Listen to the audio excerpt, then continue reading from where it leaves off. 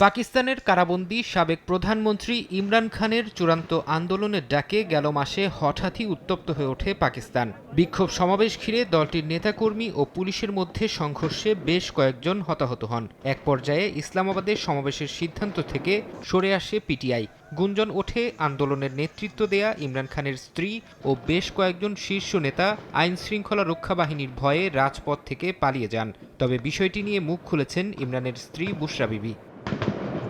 গেল মাসে বিক্ষোভ সমাবেশে নিহত পিটিআই কর্মীর পরিবারের সঙ্গে দেখা করতে গিয়ে শুক্রবার বুশরা বিবি বলেন, তিনি পালিয়ে বেড়ানোর মানুষ নন। বিশেষ করে যারা ইমরান খানের জন্য বেরিয়ে এসেছিল তাদের একা ছাড়তেন না বলেও দাবি করেন বুশরা। সেদিন ডি চকে রাত 12:30 পর্যন্ত নিজের গাড়িতে একা অবস্থান করছিলেন বলেও জানান ইমরানের স্ত্রী। তবে ততক্ষণে সবাই তাকে একা রেখে চলে গিয়েছিল বলে দাবি বুশরা বিবির।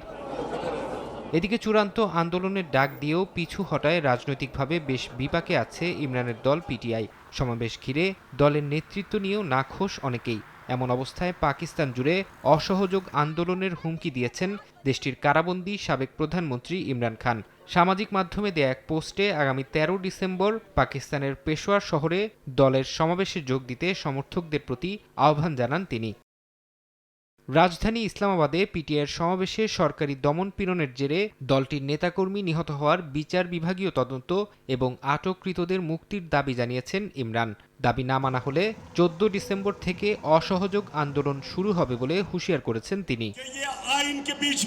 ফরহাদ চৌধুরী, সময় সংবাদ।